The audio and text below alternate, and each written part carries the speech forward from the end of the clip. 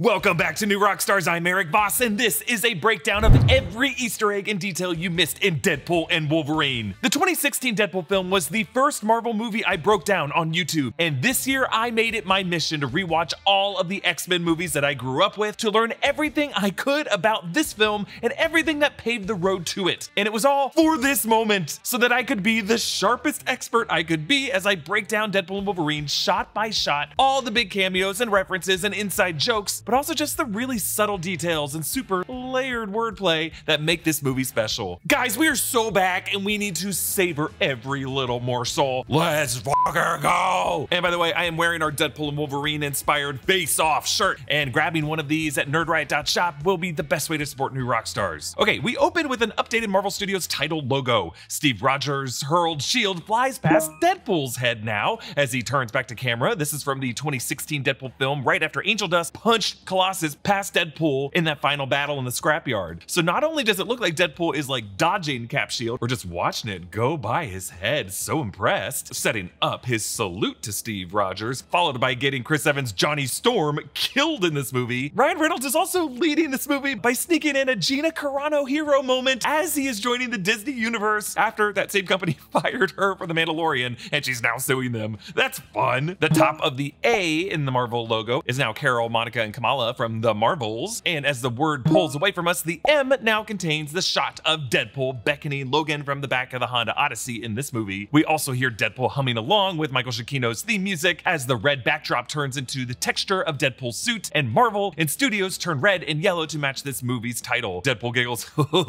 that logo music just gets you pumped. The opening scene shows Deadpool in the snowy forests of North Dakota near the Canadian border, Logan's grave site from the 2017 Logan film. We broke down that movie here, and we recapped everything you need to know about Marvel's full history here in this video, but just to summarize, in that movie, Wolverine, in the main Fox X-Men universe of Earth 10005, in a story set 5 years or so after what seemed to be the happy ending of X-Men Days of Future Past, struggled in a depressing near future where the X-Men were dead from one of Professor Xavier's psionic seizures, and mutants had been eradicated from toxins in the food supply. Logan had to escort his clone, X-23, Laura, played by the young Daphne Keane, from El Paso to the Canadian border to join a group of young mutant runaways all bred from the DNA of past mutants like him. Logan has to fight an adult clone of himself called X-24, and he gets impaled on a tree branch where he finally bled out and died. The kids buried him at this gravesite, and Laura turned the cross to form an X. Hugh Jackman announced at that point that he was retiring playing the role, and audiences accepted this as a fitting farewell, arguably the best of the X-Men franchise and one of the best superhero movies of all time. And when Ryan Reynolds announced this film in 2022, he and Hugh Jackman promised that they wouldn't touch the events of the 2017 Logan film, but here he says, for a long time I wasn't sure if I'd ever be back. Disney bought Fox, there was a whole boring rights issue, blah blah blah blah blah, but then it turned out they wanted me, the one guy who shouldn't even have his own movie, much less a franchise. Marvel's so stupid. Deadpool is of course referring to Disney's buyout of Fox's film and TV properties in 2019. Originally, Marvel had sold the film rights for the X-Men, the Fantastic Four, and Daredevil and Elektra, and a few other characters to Fox in the late 90s, and that's why the Fox X-Men films and Deadpool occupied the separate cinematic universe than Kevin Feige's Marvel Cinematic Universe, which has been owned by Disney ever since 2009. Fox was worried after their failed 2015 Fantastic Four reboot and the declining popularity of the X-Men franchise after the departure of Hugh Jackman and issues with like Bryan Singer on 2016's X-Men Apocalypse film. In fact, many believe that Singer would have to be credited as a producer on any live-action X-Men film thereafter, and that still might be a case for a time, which is maybe why this has taken so long. So Rupert Murdoch really had to leverage the popularity of Deadpool and Disney's interest in archive TV content for the launch of Disney Plus to juice up the deal to $71.3 billion. Other than cameos by Patrick Stewart, Charles Xavier in Multiverse of Madness, and Kelsey Grammer as Beast in the Marvels, Deadpool and Wolverine is the first of these Fox properties to get its own film under the Marvel Studios banner, and it reunites Kevin Feige with Hugh Jackman, who met on the set of the first Fox X-Men film where Feige got his start as an associate producer. So Deadpool continues. Look, we know the title of this thing, so I bet you're wondering, how are we going to do this without dishonoring Logan's memory? I'll tell you how. We're not. And we are back to the same grave as Deadpool literally digs up Logan's corpse. Of course he does this. The final scenes in Logan near the Canadian border were actually filmed at the remote Corkins Lodge in northern New Mexico near Chama. It looks like they recreated these woods maybe on a backlot set and used VFX to recreate the same mountainous background, but they even included the same felled tree that Wolverine died on and the Reaver truck that Richter overturned with an earthquake. We hear the Platters' 1959, Only You, as Deadpool flings dirt past an "I like me" heart mug that we find out later Deadpool got from that TVA clerk. Deadpool's shovel clanks on metal, of course adamantium, and he angrily hacks away at the remains. But Deadpool calms down and sits beside Logan's adamantium-covered skeleton, leaning against the same tree where Logan was impaled. While all other tissue has decayed, the adamantium has kept it all intact, like a liquid metal cast of an ant colony. It's kind of a cursed existence for these remains. Even in death, Logan could not escape the adamantium. So arguably, by dismantling the bones into these weapons, Deadpool is kind of scattering Wolverine and letting him rest. Arguably. Deadpool says, "Imagine the fun, the chaos, the residuals." And then he puppets Logan's skull. "Good day, mate. There's nothing that will bring me back to life faster than a big old bag of Marvel cash." It recalls the opening words of the 2016 Deadpool movie when Deadpool was seated on the overpass and invoked Hugh Jackman in a similar way. It does rhyme with pulverine. And let me tell you, he's got a nice pair of smooth criminals down under. TVA time doors open up and the lead agent calls out, "Wade Winston Wilson, you are under arrest for crimes against the Time Variance Authority." Yes, he uses his full name from the comics, including the middle name of Winston, which makes his initials WWW. The TVA uniforms in this movie have changed from the Hunter uniforms we saw in the Loki series. In the Loki series, the pants and shirts included Harlequin patterns of black and burnt orange. They never covered their faces with masks, and their armor was emblazoned with the TVA logo and their Hunter ID numbers, but there are no numbers on the Hunters in this movie, which is a clue that points to Paradox's division being off the books in the TVA, a kind of black ops that he personally oversees, where the cops hide their badge numbers and conceal their identities. Deadpool raises his hand from behind the tree, shouting, "Wait!" A callback to him doing this from behind the SUV on the freeway in the 2016 movie, which led to the 12-bullet countdown sequence. This movie heightens that with Wolverine's bones, as Wade promises not to use any of his weapons, but then tells us there are 206 bones in the human body, 207 if I'm watching Gossip Girl.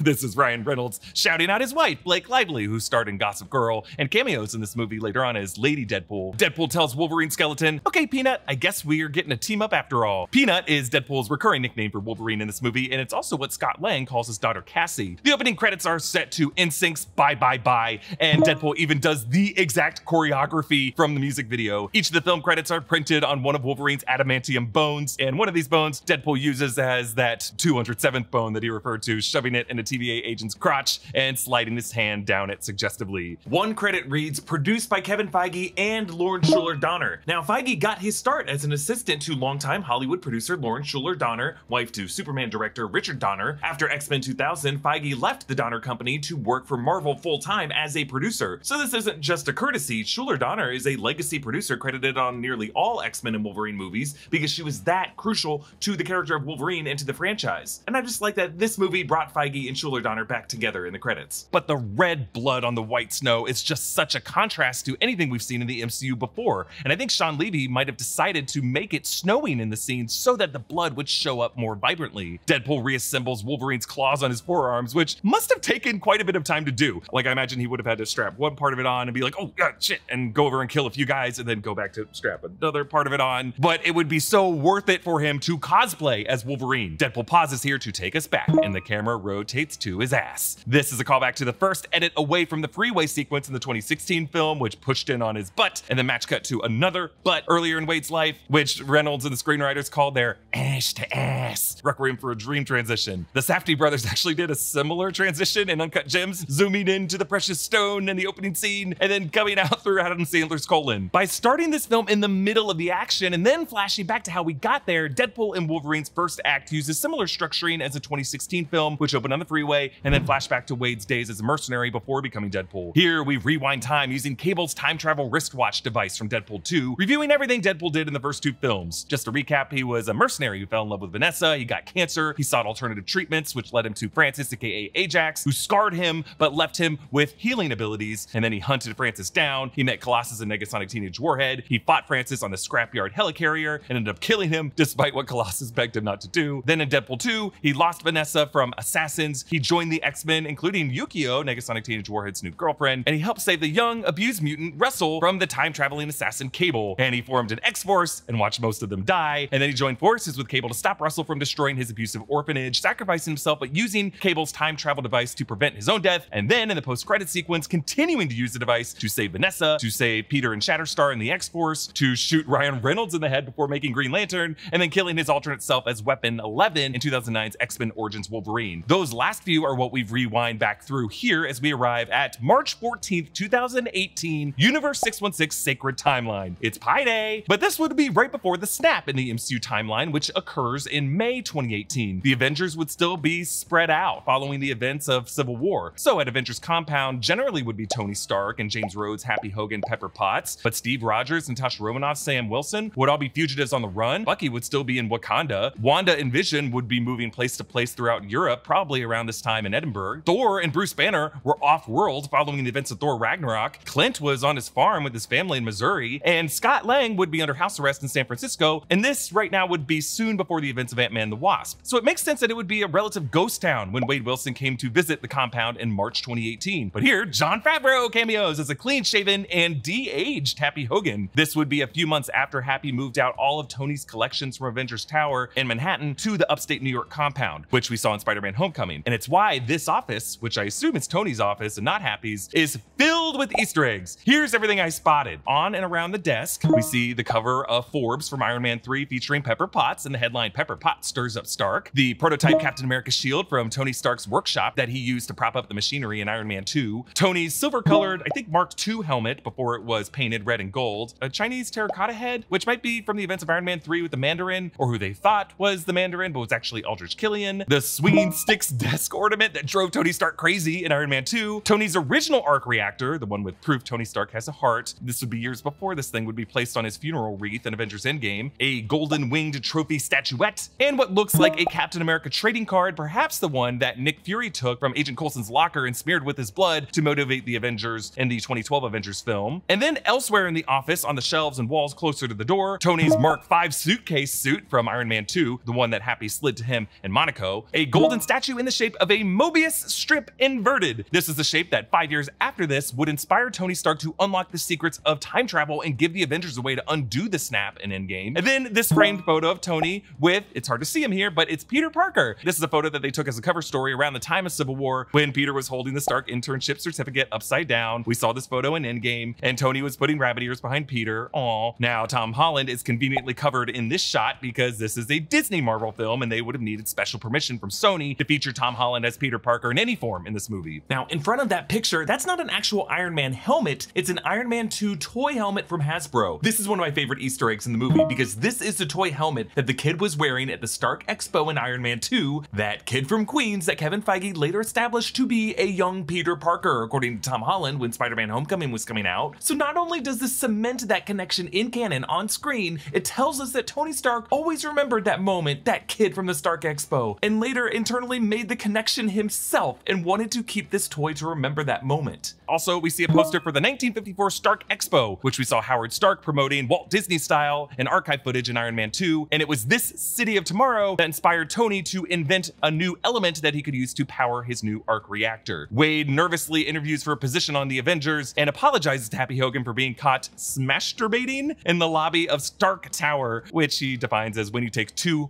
Hulk hand toys and ravage the midsection. I found this line interesting for a number of reasons, because I've always theorized that since Spider-Man No Way Home established that there was no Oscorp in the MCU, that the spider that bit Peter Parker might have actually been irradiated by Bruce Banner's Gamma Lab that would have been in Avengers Tower, maybe left over after they moved upstate in 2015 after the events of Age of Ultron. And Peter maybe was just a kid who broke into this cool place to snoop around, and that would have been one of many security breaches that led to Happy moving everything upstate. And it's also how Wade could have been caught now. It's also funny to me that Wade calls it Stark Tower now, and that he beelined to that tower looking for the Avengers and didn't know that they moved. So Wade wants to be an Avenger to impress Vanessa because their relationship is on the rocks, which tells us that these relationship troubles were happening almost immediately after Wade brought her back to life using time travel in Deadpool 2. And while that seemed like an easy, happy ending for them, it makes sense that Vanessa would still walk away from that close call pretty traumatized, especially to learn of some alternate timeline where she actually died and consider Wade way too dangerous to be around. Wade asks if Happy was the chauffeur and later asks if his superpower is parallel parking, reminding us of Happy's beginnings as Tony's driver in the earlier films, but starting in Iron Man 3 is when he became head of security. Wade mentions that he was originally Special Forces, an origin that Wade and Weasel talked about in the 2016 film, and he mentions his team experience as the founder of the X-Force, who he said all perished due to what the police called gravity, but also that they didn't focus test well. We know that the members Peter and Shatterstar survived due to Wade's efforts from that post-credit sequence, but I like that he doesn't want to tell Happy that he used time travel to fix everything thing, and that originally he got them all killed because he just wants to come off as honest and responsible. But Happy points out that Wade wants to be an Avenger because he says he needs it, when really the Avengers do what they do because the world needs them. Which, ouch! He's basically saying, hey Deadpool, no one has ever needed you. This really gives us Wade's whole existential crisis in this movie. He is an outcast to the primetime MCU, but also a misfit toy from his home reality, which makes him vulnerable to false promises to be the savior of the community that rejected him, but ultimately he decides to stay in Earth 10005, that universe that he started in, which is interesting. I also love that Jon Favreau returns for this movie because he originally played Foggy Nelson in the 2003 Daredevil film with Ben Affleck and Jennifer Garner, who shows up later in this movie, and it was on that film where he met Kevin Feige. Originally, the scene in Spider-Man No Way Home where Charlie Cox Matt Murdock appears, they were going to ad-lib a reference to that history where Happy would have said he was trying to remember something, but that he was feeling, quote, a little foggy. So Deadpool returns to Universe 10005, which for years has been our numerical designation for the Fox Marvel universe of the X-Men. This movie establishes that the worlds of the first two Deadpool films to be in that same universe 10005, even though in the past there has been some thinking among fans that Deadpool 1 and 2 belong to a separate universe,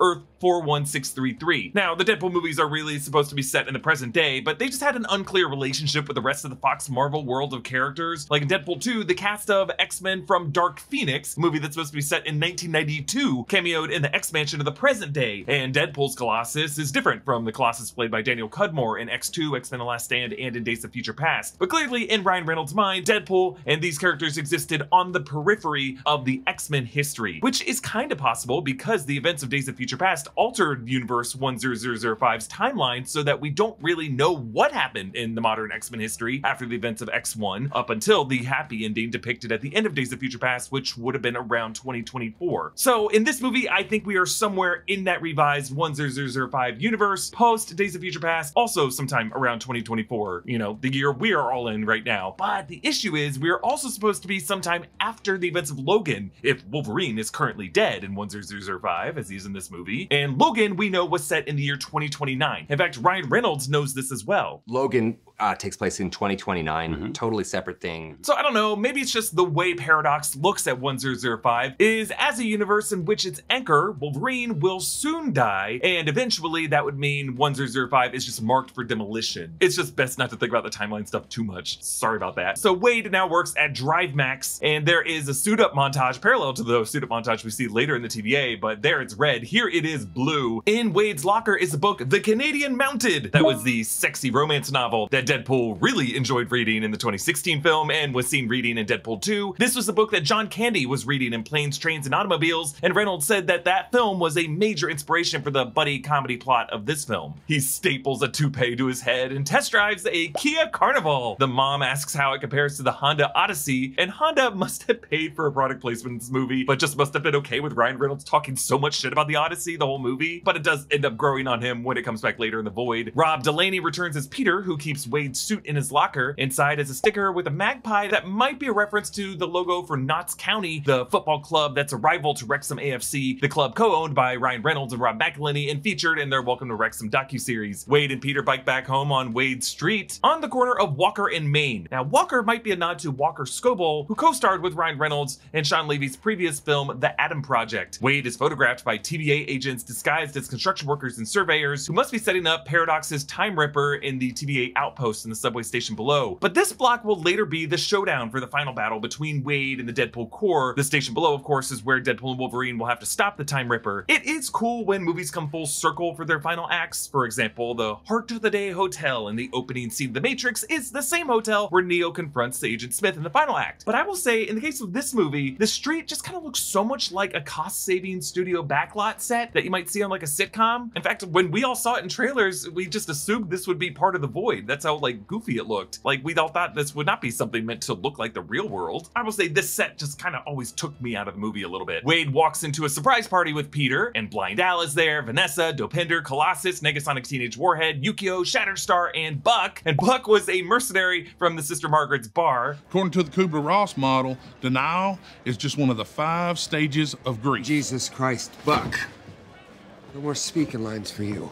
And Wade actually calls back that line in this scene after he lists off a bunch of hot button political issues and then says, "No speaking lines, Buck. Blind Al wants cocaine." In Deadpool 1, Wade said that there was 116 kilos of cocaine hidden in the apartment somewhere right beside the cure for blindness. And then in Deadpool 2, a floorboard is lifted showing Wade's cocaine near a container marked cure for blindness. Wade says, Cocaine is the one thing that Feige said is off limits. What about Bolivian marching powder? They know all the slang terms. They have a list. Even snowboarding? Even disco dust. White girl interrupted? Even force bump. Do you want to build a snowman? Yes!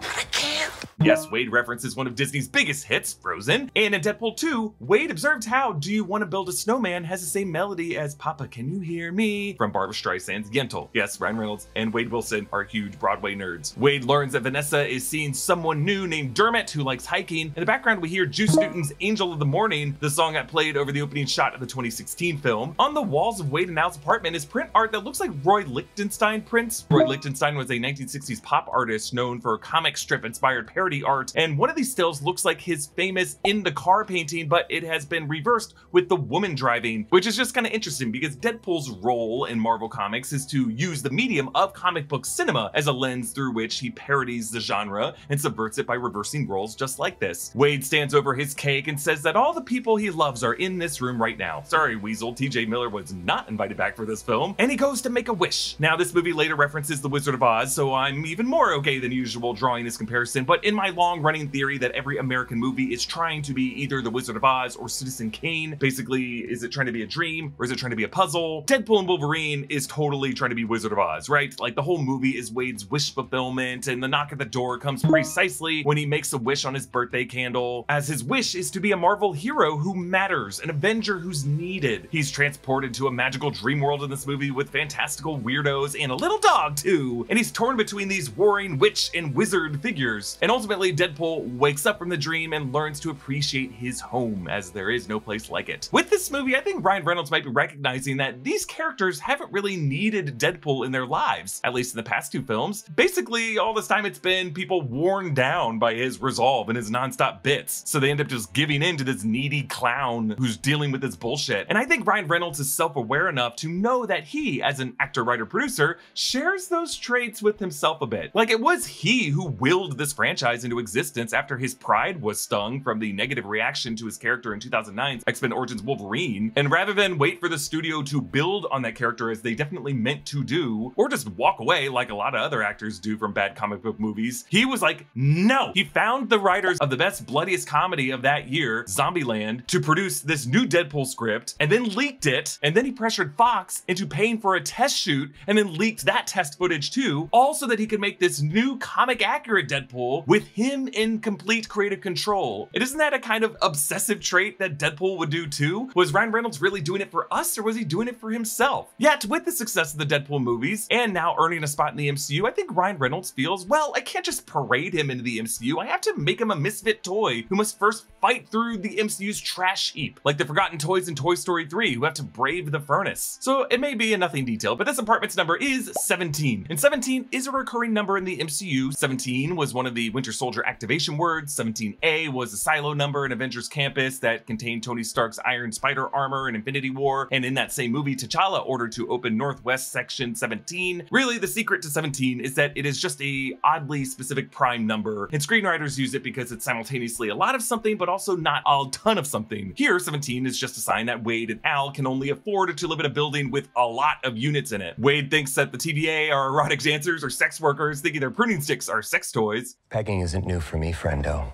but it is for Disney. Yes, pegging isn't new to Deadpool. Vanessa wore a strap-on for International Women's Day during the Calendar Girl montage of the first film. But Wade is brought to the TVA to meet Paradox, played by Matthew McFadden and Tom Wambsgans from Succession. Mr. Paradox comes from She-Hulk Volume 2, Number 3 in 2005. He was one of the judges of the TVA, who was very quickly killed off when he was hit by a retro cannon. But like all the named characters in the TVA and the MCU, the live-action versions of them are more fully realized with like different motives. So just a reminder, if you didn't watch Loki, the TVA is the Time Variance Authority, responsible for monitoring all the timelines in the multiverse and originally tasked with pruning branch timelines and the variants who create those branches down to the Void, which is a vast junkyard policed by a guard dog purple smoke monster made of antimatter named Eliath. In the Loki series, we learned that the TVA was created by He Who Remains, a variant of the time-traveling villain Kang the Conqueror, and He Who Remains uses the TVA and Eliath to erase all possible branch timelines and histories that could lead to rival Kang variants that would result in a multiversal war breaking back out. In season 2, the TVA's temporal loom gets overwhelmed, leading to the spaghettification of reality until Loki figures out a way to bypass He Who Remains equation by sacrificing himself and physically holding all strands of time in his hands, sitting alone at the nexus of eternity as a god of stories presiding over all existence alone. So now with Loki in charge, the TVA no longer violently prunes branch timelines, but nurtures a flowering multiverse. But Paradox doesn't vibe with the new marching orders. Paradox says that Wade's messing around with Cable's time travel device isn't why he's here, and he says, "Walk with me." That snap sounded a lot like the snap from the Disney Plus animation.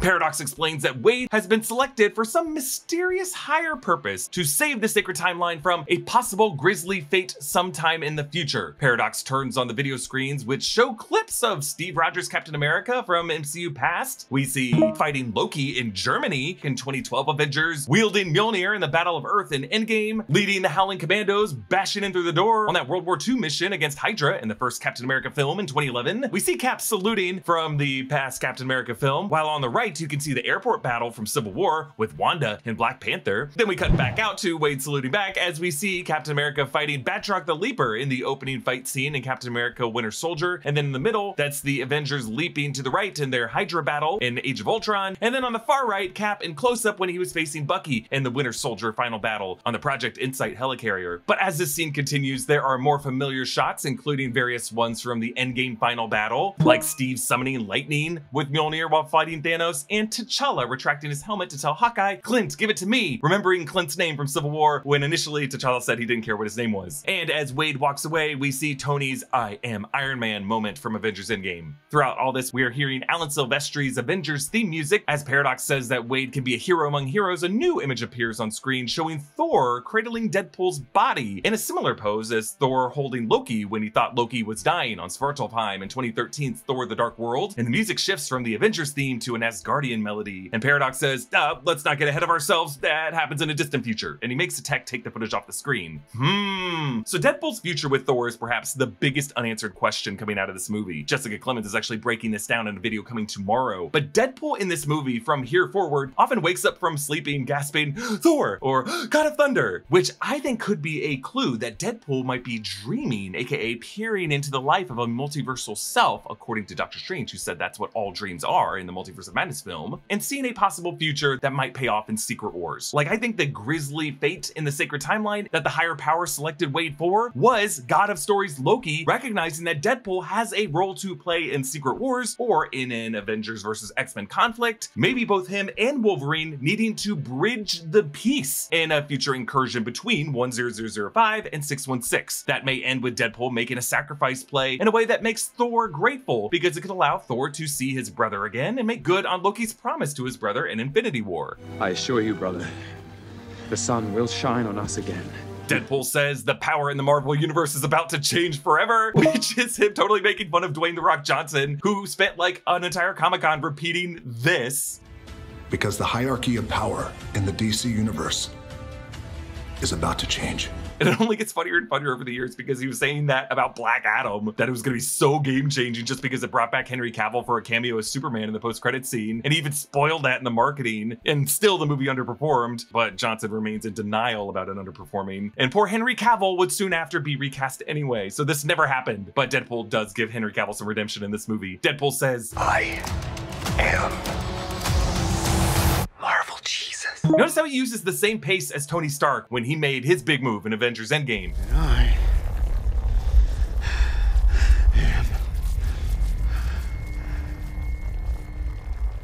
Iron Man. Wade headbutts the camera, breaking the glass, literally cracking the fourth wall, and says, "Suck it, Fox, I'm going to Disneyland." And actually, Deadpool is now meetable at Disneyland's Adventures Campus. Deadpool gets a new suit from the TVA tailor with adamantium katanas, and once again, at the grip of the base of the blade, there's little Deadpool eyes on either side of the sword, so that when he stabs you through the face, a second set of little eyes will be the last thing you would see. The butts of the grips used to read B and Arthur, Deadpool named his swords after his favorite Golden Girl, but now they read DR and I think SB, which could be for Dorothy, Rose, Sophia, and Blanche, all 4 Golden Girls. Also, as before, the muzzle of his gun is etched with the words "Smile, wait for the flash," and in a throwback to the gratuitous suit-up montages of movies like Batman and Robin, we get a lot of close-ups of Deadpool's crotch and his butt as the tailor's white gloved hand just continues to spank and goose him way too much. So Deadpool shows off his new suit to the TVA. You look very nice. Nice? Your buddy here is ready to throw it all away from me. Calling your wife? HR. Does your wife work in HR? This TVA agent is played by James Dryden, and he was the one with the "I love me" heart mug. But Paradox explains that Wade will not be able to take any of his friends with him, showing him his dying timeline. Using a similar interface that we saw in the Loki series, we see the line "decaying." Paradox says that this happens when a universe loses its anchor being, saying, quote, "An anchor being is an entity of such vital importance that when they die, their whole world slowly withers out of existence." This concept of an anchor being comes from Jonathan Hickman's Time Runs Out storyline, which leads to the 2015 Secret Wars crossover event. Owen Reese, aka Molecule Man, we learn was installed in every universe by the Beyonders as an experimental ticking time bomb to trigger the death of that universe. But Dr. Doom ends up interfering with that plan. But this idea of an anchor being is more of an organic, natural phenomenon, like just every universe that spawns into existence just has one all-important anchor being at some point in its history, and that thousands of years after that anchor dies, that universe just starts to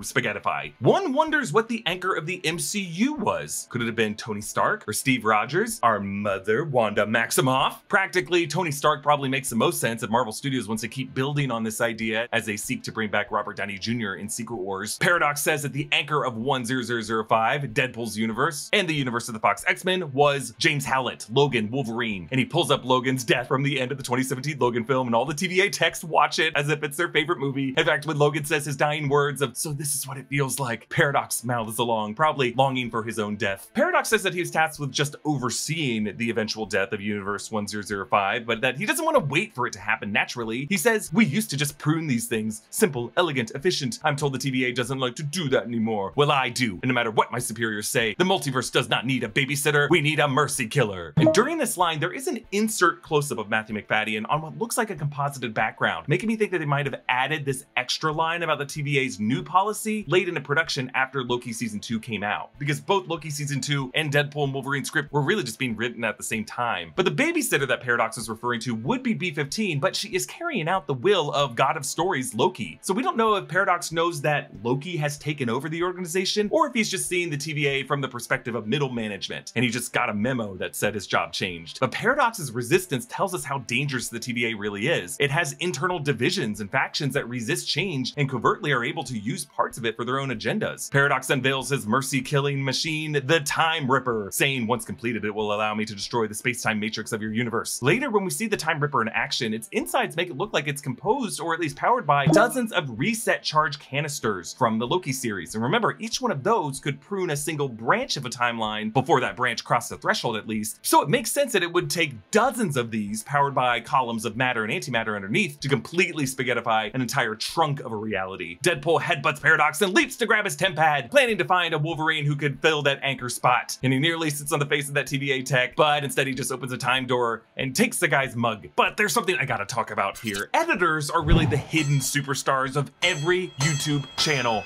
But particularly on New Rockstars, we would not be able to do anything without our editors. And on every video we make here at New Rockstars, our editors use Adobe Premiere Pro to make it look good. Boom, you looking for this? We use Adobe Premiere Pro because no other software we've tried is as customizable or as powerful or as intuitive. Premiere Pro lets us import and combine virtually any type of media, from video shot on a phone to raw 5K and higher resolution footage, and then edit it all in its native format without wasting time transcoding. Premiere Pro also makes it super easy to reorder clips on our timeline and manage all of the media we need to keep our assets organized across multiple projects. It also gives us access to a huge library library of effects and transitions, plus lets us make our own. Truly, new Rockstars would not be new Rockstars without Adobe Premiere Pro. If you're doing any kind of video editing, we cannot recommend it enough. If you like our videos, you like Adobe Premiere Pro. You can get Premiere Pro as a standalone app or included with the Creative Cloud app. Whatever works best for you, just click the link in the description to get started with Adobe today. Deadpool rewinds us back to the opening scene in North Dakota. This lead hunter says that he's the worst thing to come out of Canada, which is funny because they are right by the Canadian border here, and Deadpool uses that to break his rule not to use weapons in this awesome bounce shot to kill him. Deadpool now goes on a montage set to Huey Lewis in the News' The Power of Love, searching the multiverse for a new living Wolverine. This is a song that played in Back to the Future over shots of Marty entering the Hill Valley town square, so it's kind of a good time travel montage song. Deadpool arrives in this bar with axe throwing, and he meets a Wolverine of comic accurate height, 5'3". Hugh Jackman has been shrunken with VFX. Wolverine was given this height in the comics to better reflect a stocky Wolverine-like statue, as in Wolverine the animal, and it's always been an issue since they cast the towering 6'2" Hugh Jackman to play the part. Next, we see Deadpool in this fiery alley with grungy post-apocalyptic graffiti. The Wolverine here is the Age of Apocalypse Wolverine, who uses the alias Weapon X. This is from Earth 295, when Apocalypse has taken over North America and decimated the rest of the planet. Jackman here has the same sleeveless black leather suit with the red stripes, the tangled hair, and this metal stump on one arm, though we don't see it here, is capable of releasing 3 claws as well. Next, Deadpool finds in a casino Patch. This is Wolverine's alter ego from the 80s who gambles and wears an eye patch, dresses like James Bond. This is an alias used by Wolverine since that time, but recently in 2022 there was a solo run written by Larry Hama that follows Wolverine on a recon mission to Madripoor at the Princess Bar. Deadpool walks up to a homesteader Wolverine who's old and grizzled, kind of like Clint Eastwood. Now, I don't think this is Old Man Logan, since Old Man Logan has bushier mutton chops, and it's in like a post-apocalyptic future. This looks like it's in the olden days, and he blows Deadpool away with a shotgun. Then Deadpool lands in this horrifying field of red skulls to find Wolverine being crucified on a giant yellow X. This is from Chris Claremont's Uncanny X-Men number 251, when Wolverine is being tortured by the Reavers, which was actually the name of the mercenaries from the Logan film, but those were different than how they are in these comics. This giant yellow X will also return as a visual when we arrive in the Void later. Next, Deadpool finds a classic John Byrne brown and tan suit on a Wolverine, which was the original rendering of how Wolverine looked in the Marvel comics. And Deadpool asks, didn't you fight a Hulk in this outfit? And then Wolverine snicks his claws and Hulk roars in the reflection of the adamantium. This is a recreation of the cover of Todd McFarlane's The Incredible Hulk number 340. Hulk, and it looks like the Mark Ruffalo version and not the Edward Norton version, punches Deadpool into the roots of a tree. And lastly, the muscular total package Wolverine smoking a cigar over a motorcycle is revealed to be Henry Cavill. Deadpool says the cavalry has arrived, and he says, we will treat you so much better than those fucks down the street. Of course, referring to the fan support of Henry Cavill over the way Warner Brothers brought to an end the Zack Snyder era of the DC films, specifically with Henry Cavill, who turned down other projects to come back and play Superman just for the studio to be like, nah, you know what, we're gonna reboot the entire DC slate. To be clear, I don't blame James Gunn for that. I don't blame Zack Snyder for that. I just blame the studio for taking so damn long to make up their minds on what they were gonna do with this IP. But I do think, or at least I hope, that Henry Cavill made quite a bit of money from just the studio having to renew his contract. Finally, Deadpool arrives to this Canadian bar where he finds a very, very drunk Wolverine. The shot of Wolverine from behind evokes the shot of Wolverine from the trailer for Insomniac's PS5 game. The bartender is played by Greg Hemphill, Scottish comedian from shows like Still Game. He tries to get Wolverine to leave because, as we'll learn later, this Wolverine turned humanity against the X-Men. After his X-Men got killed, he just continued to wage war on humanity, both the bad humans and the good humans, and really just turned into the biggest asshole of his universe. There are Calgary Flames logos and banners all over this bar, but standing in the background is a cameo by Ollie Palmer, striker for Wrexham AFC. On the tip jar is a sign, I love this, just put the tip in, see how it feels. This Wolverine tries to snick his claws, but they only come out an inch or so, which is a callback to the opening fight of the 2017 Logan film, where a similarly drunk Logan, who worked as a chauffeur, like Happy Hogan, tried to fight carjackers, but the claws only came halfway out. This is even worse, which shows he's even drunker. Wolverine chugs an entire handle of whiskey, and Deadpool quips that audiences are accustomed to long run times, but Deadpool and Wolverine at 2 hours and 8 minutes is on the shorter side of MCU movies, at least these big tentpole ones. Deadpool sees that this Wolverine wears a blue and yellow suit under his clothes, which he sees as a good sign, and he actually turns to the camera and says, that only took 20 years, which is a reference to the first X-Men movies when Bryan Singer and Fox refused to put the X-Men in comic accurate colors and even made fun of those looks. You actually go outside in these things? What would you prefer? yellow spandex. But Kevin Feige recently revealed at a press conference that the success of The Matrix in 1999 was part of the reason why, saying there were studio execs in charge who knew that The Matrix had been a big hit and The Matrix had black leather, so let's put them in black leather. A few months ago, episode 9 of X-Men 97 reclaimed that Logan Cyclops moment from the 2000 film. Am I going to war or a circus? What'd you expect? Black leather? Deadpool drags Wolverine back into the TVA, saying, "On your left, baby girl," a reference to the "on your left" exchanges between Steve Rogers and Sam Wilson, notably when Sam Wilson reappeared through a portal in Endgame. Deadpool says, "This one does musicals," referring to Hugh Jackman's background as a musical stage actor. Paradox says that you can't swap in any other Wolverine as an anchor, and that this Wolverine was the worst of them all. Wolverine awakens and Deadpool says, "Hey, welcome to the MCU, by the way, you're joining at a bit of a low point." Indeed, after Quantumania and Secret Invasion and the Marvels, the MCU had a pretty mixed 2023, but I think we should recognize a low point for the MCU is probably a high watermark for most other Hollywood franchises. Deadpool threatens to use his black belt in Karen to snitch on Paradox and his team for going off the book, and Paradox prunes them both to the Void. Now again, the Void in the Loki series is where the TVA prunes redundant people and things from erased timelines. Throughout this part of the movie though, you can see stuff continuing to drop into the Void from rifts in the sky, as things did in Loki season 1 episode 5, and while that seems to contradict the TVA's new mission of no longer pruning timelines, consider A, we don't see people being pruned now, and B, the universes that lose their anchors still naturally end up in the Void regardless of what the TVA does. Now there is a large 20th Century Fox logo, which itself is a huge meta leap because it's saying something from outside the reality of any of these movies. A studio title bumper is prunable to the Void, but you know, it's not like the 20th Century Fox logo exists in our reality. Like you can't drive around Century City in LA and be like, oh, there it is. No, it only just exists whenever you watch a movie or a TV show. It's technically kind of like on the border of the media itself, kind of like the Disney Plus loading screen in She-Hulk. But more importantly, symbolically, this represents the movie's theme, that it's not just these characters with their own realities getting erased, it's really their cinematic existence within the minds of viewers that ends up fading from memory with these studio acquisitions. Like sometimes with these streaming wars, when one studio gobbles up another, you can't even find this IP on any streaming platform anywhere, and hopefully you have physical media of it, which, just a reminder, always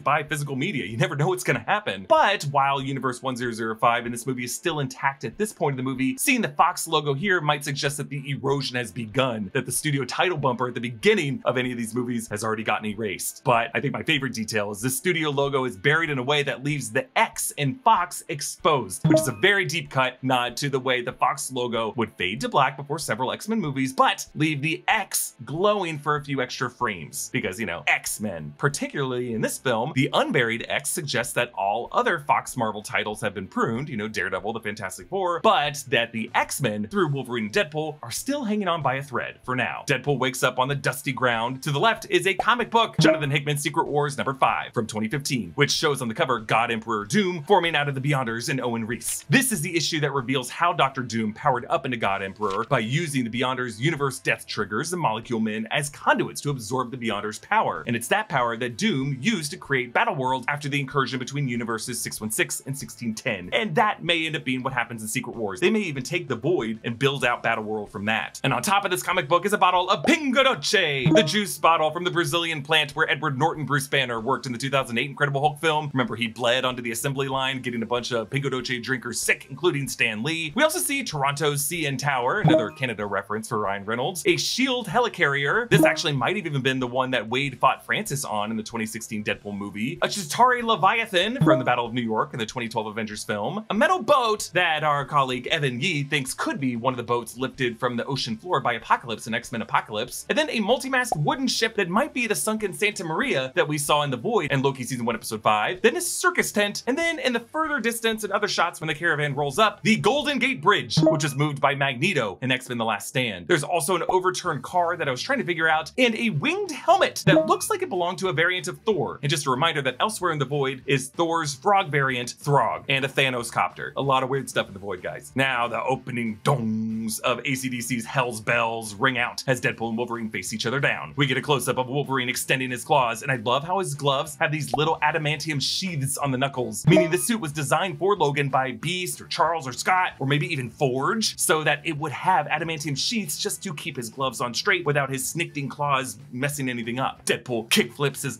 ammo into his guns that he catches in midair, and Wolverine crawls on all fours. It looks so good. This fight is brutal. At one point, Wolverine does this combination of a swipe, swipe, undercut, swipe, undercut, swipe, and Deadpool dodges them all, which is the same fight choreography that Flash Thompson, Joe Manganiello, did with Peter Parker, Tobey Maguire, in Sam Raimi's Spider-Man in 2002. A voice calls out to them from a masked figure atop a lookout point, and it is the voice of Chris Evans. And Deadpool gets so excited. Chris Evans points to an approaching caravan led by the Fantastic Car of the Fantastic Four, a version of which we saw in the 2007 Rise of the Silver Surfer movie, but this is a more retro version. There's a V16 coupe, the car driven by Red Skull in the first Captain America movie in 2011, but this one is patterned with Tony Stark's Ford Roadster flame pattern with an Iron Man hood ornament instead of the Hydra logo that was there in that Mercedes-Benz hood ornament spot. Then the cupcake truck from the Moon Knight series, the one that Stephen Grant had to drive through the Alps. And then there's this larger tank pulled by several motorcycles, including a Hydra motorcycle from the first Cap film, and I think the motorcycle Steve Rogers drove in that film with a shotgun holster on the side. This tank vehicle has a magnet operated by the Canadarm. That's the attachment that originally paired with the NASA Columbia shuttle, and they fly a flag that's an Avengers logo with an Anarchy A spray painted over it. Among this crew is Tyler Mane returning as Sabretooth from the 2000 X-Men film, and Darth Maul actor Ray Park returning as Toad from the same film. Sabretooth, remember, was hit by a redirected optic blast from Cyclops, directed by Jean Grey, and Toad was struck by lightning by Storm, and one of the weirdest lines in all of comic book movie history. Do you know what happens to a toad when it's struck by lightning?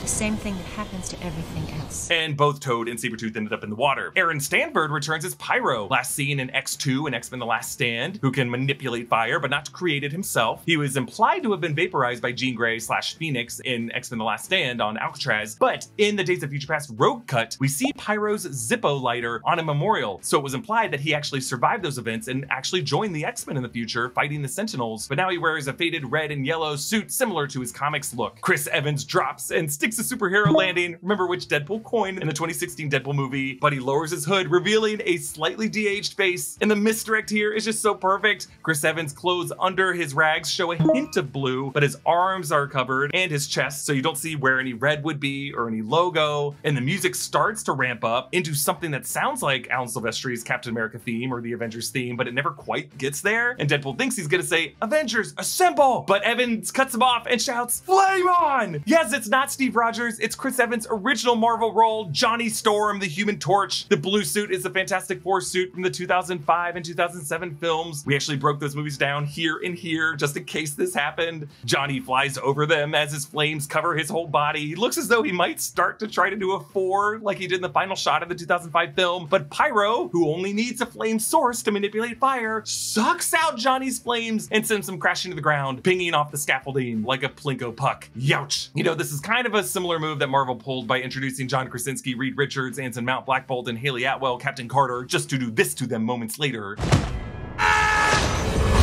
Sabretooth steps forward to fight Wolverine, but it's over quickly. Sabretooth is beheaded. Deadpool raises his head and says, "Behold your queen, Furiosa!" Still thinking the Void is like Mad Max IP infringement, they snare them with a magnet and trap them in cages to take them to see Cassandra. Now, as they head there, on the hillside are a few Narvas, aka Void turkeys, the flightless birds with metallic indigo plumage and purple floating ball heads, which we saw in Loki Season 1, Episode 5, which I believe was named after the daughter of one of the art directors or production designers. Then the caravan now passes the Great Pyramids of Giza, which we also saw in the Void of the TVA, along with the Sphinx that still had its nose with the face of Kang. In the Fantastic Four comics, Pharaoh Rama Tut, before he was known to be a Kang variant, used the Sphinx as his time shuttle. There is a second cage that's being dragged by this caravan that looks like it's holding a TVA hunter. Now, in trailer footage, there is a cuffed TVA agent who gets snatched up by Goliath, and I'm pretty sure based on BTS footage shown in Welcome to Wrexham that character would have been Rob McElhenney's cameo as a TVA agent, but it seems that they cut this from the movie, which is a pretty hilarious troll by Ryan Reynolds. Johnny describes the Void to them, saying Reed called it a metaphysical junkyard where anything useless goes before it gets annihilated forever. This tells us that Yoan Griffith's Reed Richards also got sent to this Void too, but did not make it. Johnny mentioned Goliath, and Deadpool says, "Ooh, Goliath is in this thing from Loki Season 1, Episode 5? Hey, come on, that's my job, Deadpool." They drive past what looks like the Brooklyn Bridge as well, and then they arrive to Cassandra's compound, contained within the corpse of Giant Man Scott Lang.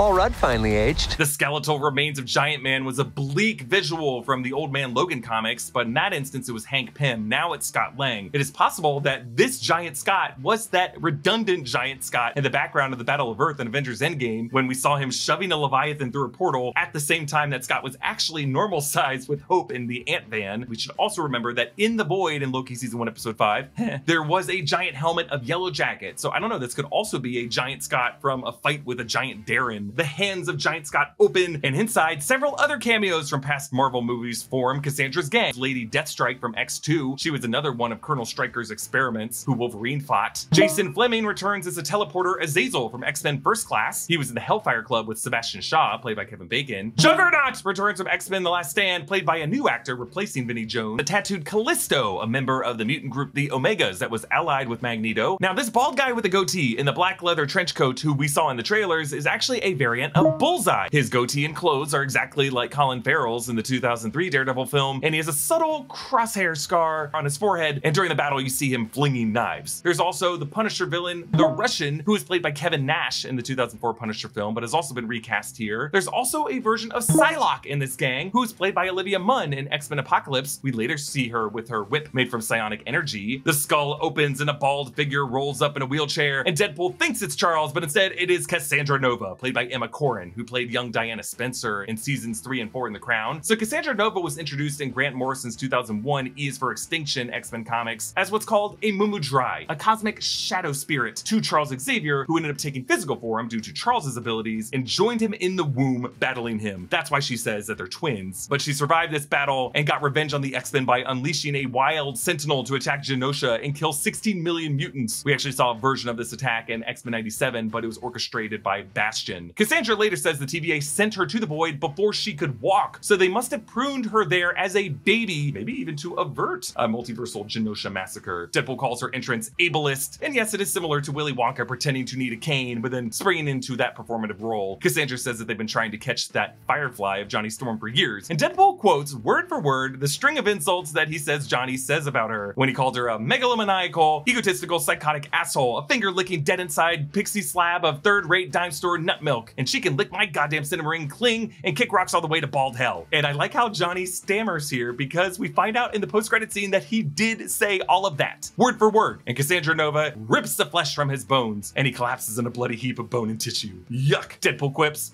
not my favorite Chris, a nod to the 3 white Chris's in the MCU, and of the 3, obviously Chris Hemsworth, Thor, would be his favorite. Deadpool also defends that Chris Evans was totally draining the budget of this movie, as he probably would have been like the biggest cameo other than Henry Cavill. Wade says that killing Wolverine will sink the second act of The Music Man, referencing Hugh Jackman's recent role in the revival of The Music Man. Cassandra says that while Charles could invade people's minds with a thought, she has to get her hands dirty, and she shoves her extra long fingernails inside of Deadpool's head. And Wade returns to the day he and Vanessa broke up, and Cassandra alters the memory to make Vanessa say, "You'll never fucking matter." And in doing so, you could argue she incepts this concept in Wade's mind. It's something hard for him to shake for the rest of the film. Cassandra leaves to feed Deadpool and Wolverine to Eliath, but they grab the jet thruster leg, what looks like the Ironmonger suit from the first Iron Man film that Obadiah Stane was inside of. That leg actually looked like it was icy and frozen over. So this could have been from when Tony Stark led Obadiah Stane high up into the atmosphere and triggered that icing problem. But here maybe Obadiah just kept floating and floating into space and kept icing over. And they use it to fly away from the compound. Deadpool and Wolverine find a diner, and they use this time to get to know each other. What made you finally wear an honest-to-God costume? Mine's red so they can't see me bleed, but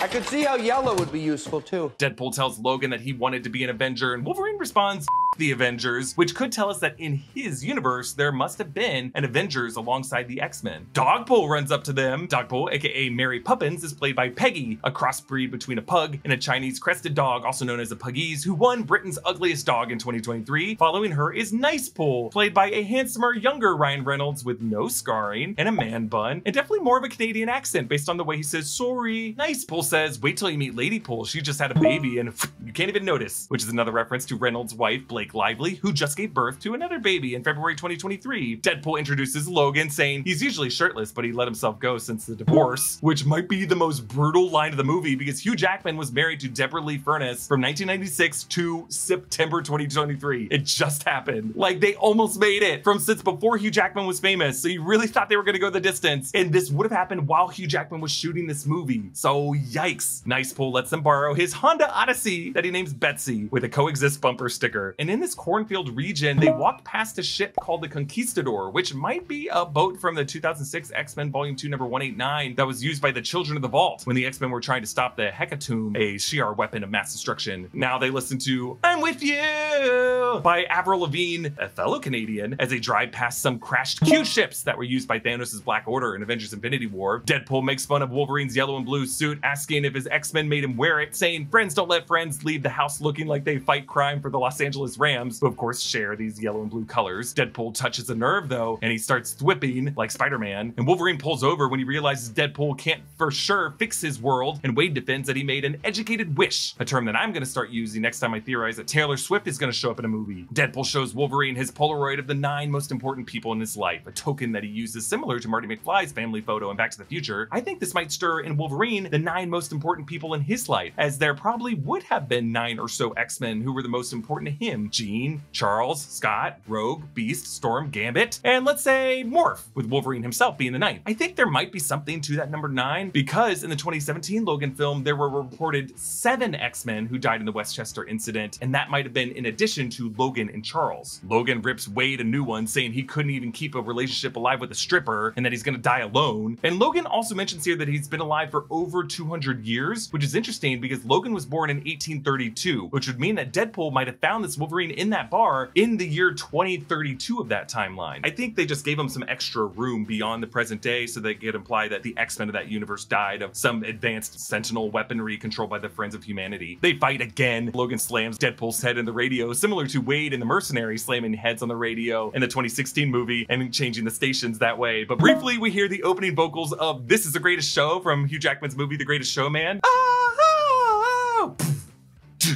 But the radio stays on You're the One That I Want from Grease. Sean Levy said in interviews that he wanted each Wolverine versus Deadpool fight to evolve throughout the movie. So while the first fight was in the wide outdoors, this one is in close quarters in the Honda Odyssey. We stay on that coexist bumper, getting bloodier and bloodier as they fight long into the night until Wolverine is Deadpool wrapped up in seatbelts and they're both out of it. But a mysterious figure drives them to this home. And inside this home, we see on the ceiling the statue of the Scarlet Witch that we saw in the Darkhold Temple in Multiverse of Madness, meaning that at some point there was a Wanda down here, I think. Or maybe even that's where she got banished when we saw that glow of red, and she could still be alive. She could still come back. I know she can. There's a chess set that maybe belonged to a Charles Xavier at some point before he died. And then this bed is a giant jawbone of the bed used by Hulk on Sakaar in Thor Ragnarok. And one of the occupants enter Elektra Nachios with Jennifer Garner wielding the size once again, returning to the 2003 Daredevil and 2005 spinoff Elektra. Next, and I can't believe they got him in this movie, Blade. Wesley freaking Snipes, the half vampire hunter returning after the Blade trilogy from 1998 to 2004. Actually, that first Blade in 98 was the first truly successful Marvel film. And without it, studios likely would not have committed to proper budgets for X-Men, Spider-Man, and the MCU thereafter. The third movie of that trilogy, Blade Trinity, is also where Ryan Reynolds got his start in Marvel films as Hannibal King, and he and Wesley Snipes reportedly did not enjoy working together. There's actually a reference to that here, where Deadpool says, "I thought you were retired," and Blade says an R word that's offensive, especially to audiences since 2004, and then he tells Deadpool, "I don't like you," and Deadpool says, "Never did." I like that they can at least bury the hatchet for this movie. We see a glowing playing card of Gambit, Remy LeBeau, played by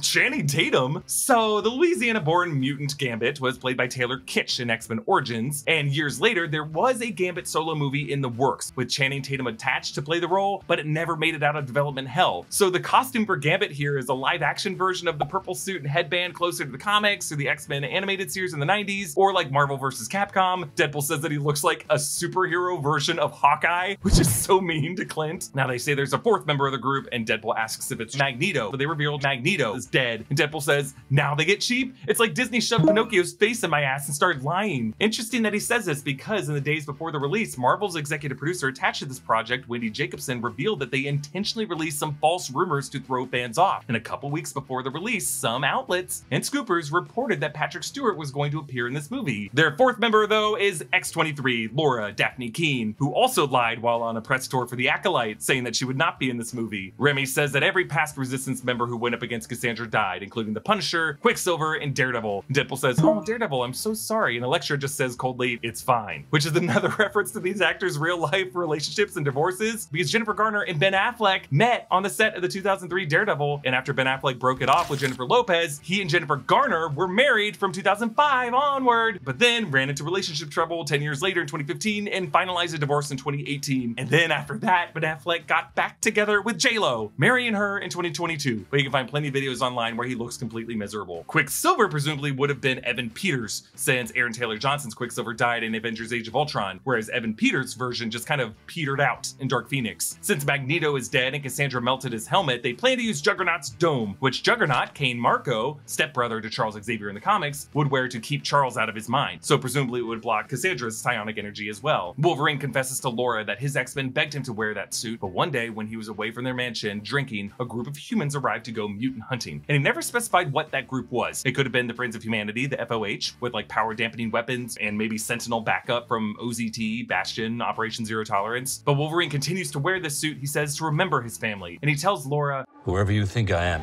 you got the wrong guy." You were always the wrong guy. Till you weren't. So on their way back to the compound, they pass a golden palace of Asgard pruned there. There's also what looks like a crashed Guardians of the Galaxy ship, the Milano. They talk about the Punisher, and Deadpool asks, which Punisher? There have been like 5 of them. There have actually been 4 big ones. There's Dolph Lundgren, there's Thomas Jane, there's the late Ray Stevenson, and then there's John Bernthal. But it probably wouldn't have been the Bernthal one in their group because he's returning to play Frank Castle in Daredevil Born Again. But Blade says there's only been 1 Blade and there's only gonna be 1 Blade, which I think was written to be a joke at Blade's expense, because in addition to the MCU Mahershala Ali Blade in the works, there was the Kirk Sticky Fingers Jones Blade TV series on Spike in 2006. But hearing this line in the movie, at least right now, it kind of sounds like Wesley Snipes is getting the last laugh, because the MCU Mahershala Ali Blade movie keeps getting delayed with a revolving door of directors and screenwriters. They break back into the compound and Wolverine joins them. Laura puts on her sunglasses that she got at the gas station in Logan. I love that she always kept these. A melee erupts. It's so cool. Blade kills Lady Deathstrike. Wolverine and Deadpool make it up to Cassandra's room in the skull. Meanwhile, Blade says, "Some mother still trying to ice skate uphill," which is a callback to that great line from the 1998 Blade film. "Some motherfuckers are always trying to ice skate uphill." Actually, this line came from Snipes' mind itself. When he was discussing Deacon Frost with the Blade filmmakers, he described the character as a kind of guy who would ice skate uphill. And they loved that line so much that they worked it into the film. And we have to be honest, that is the kind of what the are you talking about energy that Snipes brought to the role, and I think that is the same kind of just trust me ego that Ryan Reynolds carried into his take on Deadpool. Cassandra toys with Wolverine as Blade kills Toad and Gambit kills the Russian, and Laura severs Juggernaut's legs at the ankles. She flings her backpack containing Juggernaut's dome helmet up to Deadpool. But Cassandra has taken Logan into what I assume is the astral plane with a row of gravestones and distant screams, presumably the X-Men the day the humans came to the mansion when he was away. Cassandra, who chooses to stay in the void to rule her own little kingdom, tells Logan that he can escape his pain by staying with her, and she can silence all the voices. And in that moment, the screams cut out, but not because of Cassandra, but because in this moment, Deadpool has placed Juggernaut's helmet on her head. Cassandra says that she's gonna boil their brains on an atomic level while pleasuring herself, only she didn't use the term pleasuring herself, to the Enya box set. And Deadpool gasps, "There's a box set?" Because Deadpool was a big fan of Enya in Deadpool 2. Her songs Caribbean Blue and Only Time were featured in that film. Pyro, who was working a side deal with Paradox, shoots Cassandra and begins to make a speech, but Wolverine cuts him off saying, "Not everyone gets to make a speech." Wolverine appeals to his and Cassandra's mutual connection to Charles, and he says Charles would have never stopped trying to bring her home if he knew about her. So when they take off the dome, Cassandra rewards them, saying an amateur magician came through the void and she wore his skin around for 4 days, referring of course to Doctor Strange. And remember, in that initial void shot in Loki season 1 episode 5, there was a Sanctum Sanctorum over on the left side of the screen. That's probably how Strange got there. She produces a sling ring, which if you look real closely, has a piece of the Time Stone and the Reality Stone on either side. Sling rings normally open portals in geographical space within a single universe, though when Mordo first introduced them in the 2016 Doctor Strange film, he said that they were used to travel the multiverse, but this sling ring must allow the wielder to travel not just through space, but across realities and through time. So Cassandra uses this to open a portal, and they run in slow motion. We hear Jimmy Durante's "I'll be seeing you." As the other Marvel heroes look up in pride, they leap into the portal and cross the threshold right as Alioth was about about to devour them. They drop down into the Drive Max parking lot of 10005. It's Wolverine. You're damn straight it is. Disney brought him back. They're gonna make him do this till he's 90. For what it's worth, Hugh Jackman is 55. Marvel can totally make him keep coming back for the next 35 years. Cassandra figures out that Pyro was working with Paradox, and she confronts Paradox by the TVA outpost in the subway station on Wade Street. She invades his mind to discover the Time Ripper and decides she wants to use the Time Ripper to destroy every universe until everything is in the void with her, where she can play God. She flings Wolverine and Deadpool down the street into this store. This is Liefeld's Just Feet Orthopedic Solutions, a reference to comics writer and artist Rob Liefeld, co-creator of the Deadpool character, who over the years became known for underdrawing characters' feet. Also for drawing characters with such insane bulky proportions that they would need orthopedic soles and knee braces in order to walk. A portal brings in all the other Deadpools, starting with Mary Poppins, followed by Nice Pool. Wade tells the dog to choose between Original Recipe or Van Wilder, referring to Reynolds' 2002 raunchy comedy. And Nice Pool laughs and says, I can gently tap on the fourth wall too. And then he simply just turns to the audience to say, the proposal, and turns back. And of course, while Prime Deadpool would refer to him using a raunchy comedy as a reference, I like how Nice Pool is like, you know what, let's choose a fun rom-com with Sandy Bullock. But following these two is the rest of the Deadpool Corps that Nice Pool warned about earlier. He says that there are a total of 100 of them. The ones featured prominently are Lady Deadpool, or Lady Pool, never unmasked, but voiced by Blake Lively. In the comics, Wanda Wilson is from Earth 3010. There's Headpool, a severed Deadpool head, who in the comics comes from Earth 2149, the Marvel Zombies universe where he was infected from a bite by the Silver Surfer. This version of Headpool has buck teeth and wears a helicopter rotor from a striped old-timey leather football helmet. Headpool is actually voiced by Nathan Fillion. There's Kidpool from Earth 10330, a misfit from Xavier's school who steals two lightsaber-like swords from the Danger Room, but I think this is a different Kidpool.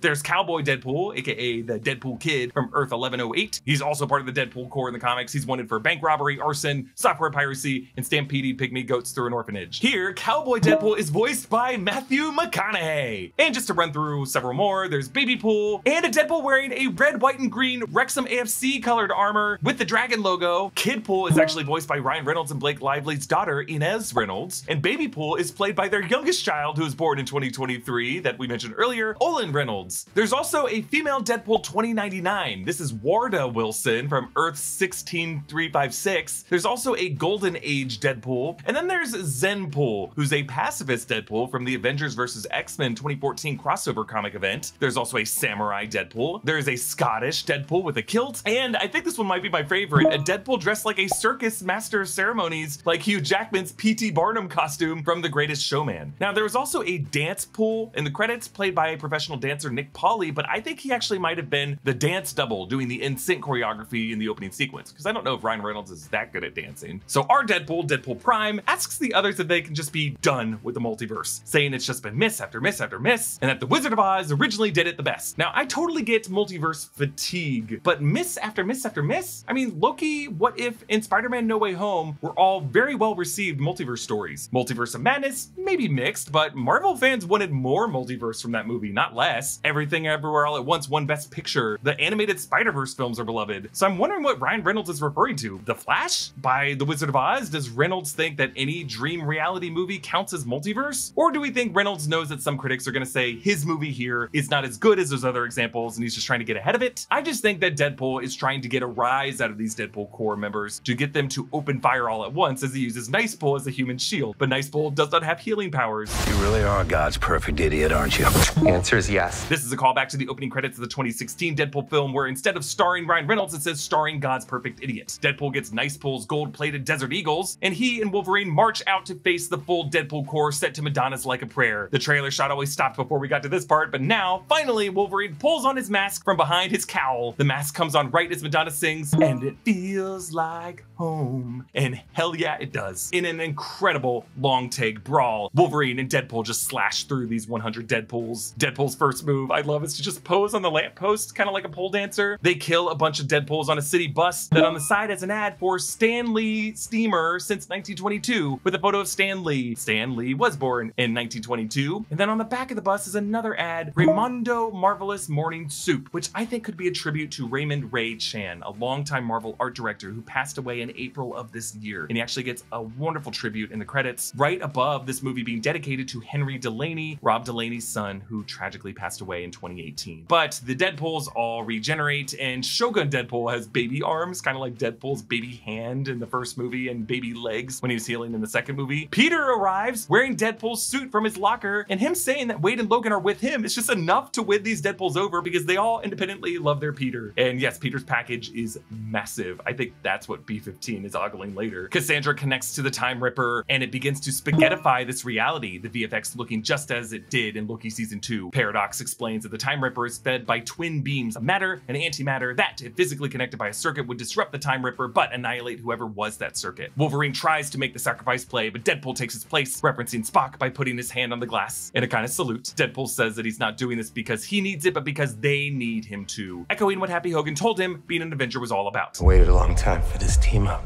But since Deadpool can't reach the other beam, Wolverine has to break in, grab his hand, and connect to the other beam. Wolverine's top shreds off, revealing a shredded torso. A children's choir cover sings the words like a prayer, which perfectly reflect what's happening here. At the midnight hour, I can feel your power. Just like a prayer, I know you'll take me there. Logan and Wade validate each other as the best Wolverine and in turn a true X-Man. Cassandra is obliterated, the Time Ripper is destroyed, and it seems like Deadpool and Wolverine are wiped out. B-15 arrives, Wunmi Masaku returning from Loki, and looks like she's been promoted to a judge status. But Paradox tries to lie about what really happened, but Deadpool and Wolverine return, still alive. Deadpool explains that if only one of them tried to hold the beams together, they would have died, but both of them together, listening to Madonna, indestructible. Personally, I think they were spared by God of Stories Loki, who was moved by their sacrifices. But his sacrifice looked a lot cooler, let's be honest. Paradox is arrested, and B-15 says, I want to show you something huge. Deadpool responds to this saying, that's what Scoutmaster Kevin used to say. Wade brought up Scoutmaster Kevin in Deadpool 2. Well, like Scoutmaster Kevin used to say,